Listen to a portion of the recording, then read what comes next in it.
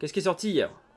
Hier, bien sûr, on a The Batman de Matt Reeves, avec notamment Robert Pattinson, Zoe Kravitz et Paul Dano. Je sais qu'il y a des gens qui l'ont vu, donc Polyjus, qu'est-ce qu'on a pensé? Bon, on peut voir bien sûr ta note ici de 4,5. Très bonne note aussi, presse spectateur, hein, 3,9, 4,4, on est sur Allociné. Sur Sens Critique, je sais pas combien il doit avoir, mais il doit être pas mal aussi, je crois qu'il doit être à 7,5 sur 10. Il a 7,5 effectivement. Donc voilà. J'ai pas vu nos spoilers. Voilà, sans spoiler, moi non plus j'ai pas vu. Je peux pas aller le voir, pas de pass sanitaire. Donc voilà. Pas de streaming, hein, s'il vous plaît, hein, bien sûr. Parce que je sais qu'il y a des films qui sortent au cinéma et qui sont directement en streaming sur certaines plateformes. Enfin sur certains sites, pardon. Très bon. Très très bon film. Ok, voilà. C'était l'avis court, simple et efficace de Polyjus. Donc ça fait plaisir. Ensuite, il y a eu Belfast. Alors Belfast, pour ceux qui connaissent pas, c'est un film de Kenneth Branagh qui a reçu quand même un lot incroyable de nominations dans les cérémonies, là, au Golden Globe, Oscar, etc.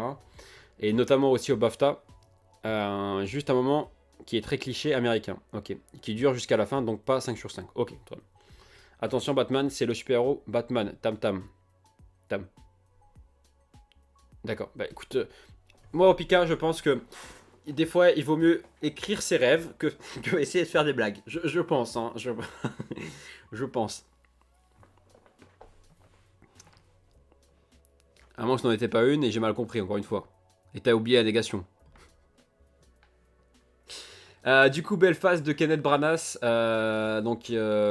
film en noir et blanc, avec Katie Trona Balfe, Jamie Dornan, Jude Hill, des acteurs qu'on connaît pas trop. Il y a Judi Dench, hein, par contre, quand même. Et du coup, on va pas lire les secrets de tournage, mais faut aller voir ce film aussi, très important. Il y a 18 nominations, alors on peut voir quand même au Golden Globe, il en a eu pas mal. Il n'y a pas eu les nominations Oscar. Attendez, je viens juste de voir Belfast nominé Oscar. Il est nommé dans meilleur film, meilleure actrice secondaire, meilleur acteur secondaire, meilleur réalisateur, meilleur scénario original et meilleur son. Donc beaucoup de nominations pour ce film, qui je pense va en récolter quelques-unes, parce qu'il m'a l'air quand même pas mal. Après, je pensais qu'il aurait une meilleure note quand même, 3,3, 3,5. Moi c'est l'un des films que j'attends le plus, que j'attendais le plus, même plus que Batman pour vous dire. Mais visiblement peut-être qu'il a un peu déçu. Donc Kenneth Branagh, hein, pour ceux qui ne savent pas qui c'est celui qui a fait Mort sur le Nil récemment. Voilà. Puis après si vous voulez d'autres films de lui, il a joué dans Harry Potter effectivement. Attendez, je veux juste voir. C'est pas ça que je voulais. Mort sur le Nil, Belfast, Artemis Fall, qui était sorti sur Disney Plus à l'époque, qui était vraiment nul à chier d'ailleurs. Le Crime de l'Orient Express, du coup. Cendrillon. Cendrillon, c'est lequel? Ah, c'est lui qui a fait ça? Ok, très bien. Thor, le premier. La Flûte Enchantée, Hamlet, Frankenstein.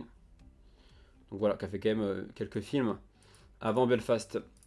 Ensuite, il n'y a rien à foutre, hein, un premier film français avec Adèle Exarchopoulos, donc de Emmanuel Mar et de Julie Lecoustre, qui apparemment a une très bonne note. Donc Cassandra, 26 ans, est hôtesse de l'air dans une compagnie low cost, vivant au jour le jour, elle enchaîne les vols et les fêtes sans lendemain.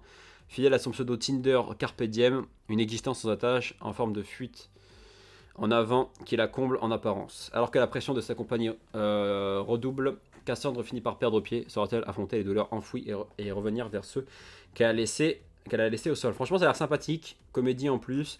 Celui-là aussi, je voulais aller le voir. Mais voilà, donc n'hésitez pas à aller voir ça. Film français, on soutient les films français ici. Rien à foutre. Ensuite, il y a Viens, je t'emmène. Voilà, petite comédie. Alors ça, je sais pas ce que c'est. On a Robuste, qui est un comédie dramatique avec comment il s'appelle? Je regarde juste les autres films après, les autres films, on va pas non plus tous les faire. On a Viens, je t'emmène du coup, qui est un film français, je pense. Ouais, film français. Avec une bonne note à peu près. Donc, qui est une comédie. À Clermont-Ferrand, Médéric tombe amoureux d'Isadora, une prostituée de 50 ans, mais elle est mariée, alors que le centre-ville est le théâtre d'une attaque terroriste. Ah oui, donc ça fait... Déjà là, il y a une ambiance. Hein. Selim, un jeune sans-abri, se réfugie dans l'immeuble de Médéric, provoquant une paranoïa collective. Tout se complique dans la vie de Médéric, tiraillé entre son empathie pour Selim et son désir de vivre. Franchement, en fait, ça a mélangé deux trucs. Hop, genre là, en fait, c'est un peu comme l'histoire au Pika tout à l'heure. C'est histoire d'amour, tranquille. Là, paf, météorite dans la gueule. Là, c'est, hop, attaque terroriste. C'est un petit peu... on sait pas d'où ça vient, mais c'est là, quoi, en tout cas. Donc voilà. Après, on a Robuste, bien sûr, avec le petit Gérard Depardieu. Bon, les spectateurs n'ont pas trop apprécié, visiblement. La presse un peu plus. Comédie dramatique. Lorsque son bras droit est seul... excuse-moi. Lorsque son bras droit et seul compagnon doit s'absenter pendant plusieurs semaines, Georges, star de cinéma vieillissante, se voit attribuer une remplaçante, Aïssa. Entre l'acteur désabusé et la jeune agente de sécurité, un lien unique va se nouer. Ok. Bon, ça, les trucs comme ça, là. Ça, les genres de films comme ça, vous savez, c'est les gens un petit peu. C'est le genre de film où, genre, vous avez le gars un peu con, un peu aigri, un peu raciste sur les bords, etc. Puis qui du jour au lendemain va rencontrer quelqu'un de couleur de peau et qui va se rendre compte, ah, ils sont gentils. En fait, genre, c'est un peu. Je vois un peu ce genre de film là. Après, j'ai pas envie de dire de la merde non plus. Et j'espère me tromper, mais. Après, c'est pas. Comment dire, c'est pas une critique dans le sens. Bon, on le voit et le revoit, mais des fois ça peut être très mal fait, comme très bien fait. Peut-être que c'est bien fait ici, peut-être que c'est mal fait, je sais pas. Mais voilà. Clique sur un lien avec la molette pour éviter de faire clic droit puis clic gauche. Non, en fait, c'est parce que j'aime bien ouvrir des onglets. Enfin, pour moi, c'est rangé en fait, simplement. Et ensuite, on a Ali et Ava, je crois, qui est un film anglais, si je dis pas de bêtises. Britannique, c'est ça. Alors Ali Eva, moi personnellement, il est passé dans un de mes... il y a eu un festival à mon... Ouais, mais ça fait pareil. Oui, je sais, ouais. Mais habitude. C'est comme sur CSGO, à chaque fois que je tire et que j'ai tué quelqu'un, je suis obligé de recharger derrière. C'est un tic. Voilà. On va essayer de l'enlever, mais voilà.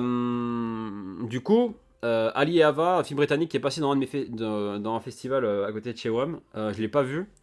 Et j'aurais pu le voir justement. Et là, il sort cette semaine, donc voilà. Et il est nominé au BAFTA.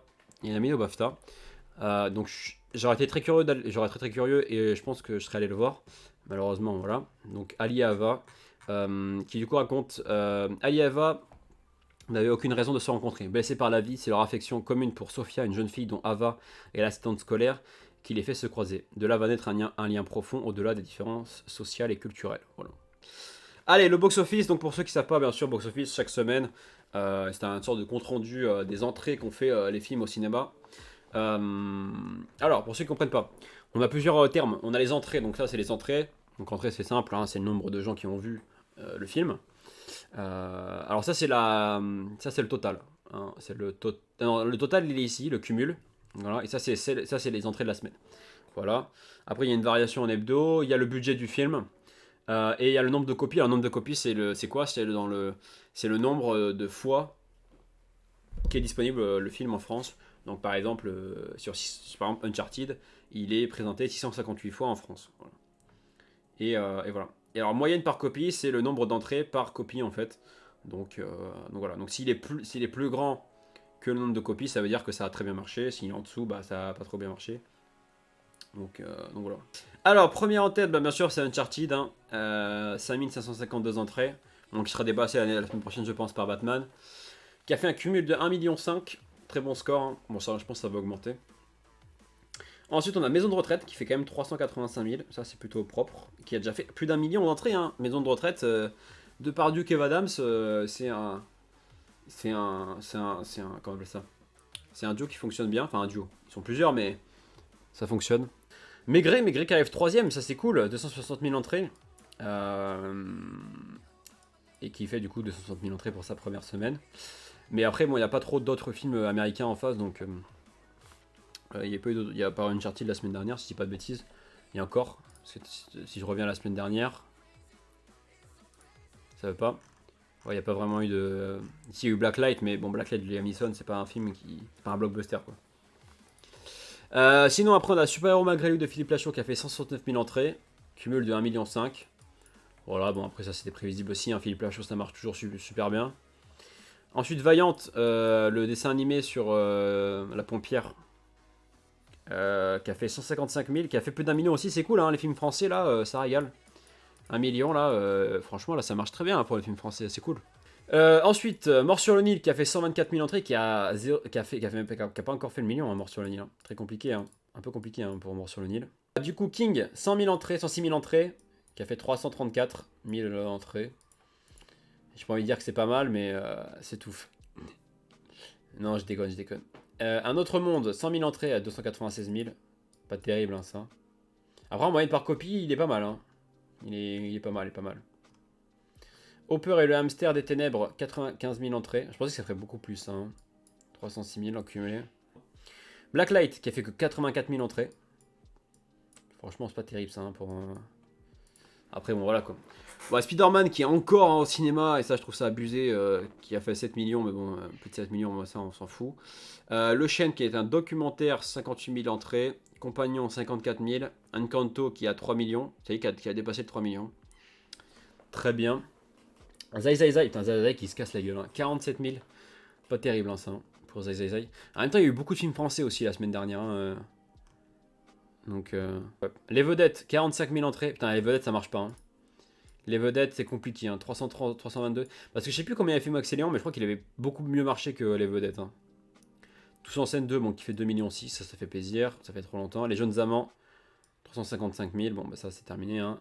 Enquête sur un scandale d'État, 193 000, c'est triste. Hein. Franchement, c'est. Moonfall qui a pas du tout marché. Hein. 328 000 entrées, c'est nul à chier, hein, ça. Un blockbuster comme ça, c'est nul. Hein. La vraie famille, il est sorti il y a quoi 2-3 semaines 88 000 entrées.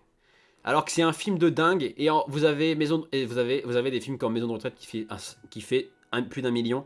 Ça me débecte. Allez voir La vraie famille s'il vous plaît. Il y a combien de copies? Après on a 233 copies mais bon. Faut aller voir La vraie famille les gars. Allez voir La vraie famille s'il vous plaît. S'il vous plaît. Presque qui fait 452 000, ça c'est pas mal. Mais bon on peut... Enfin voilà. Les promesses... putain c'était quoi ce film déjà? Les promesses. Ah oui, les promesses qui a fait combien 316 000 aussi, ouais.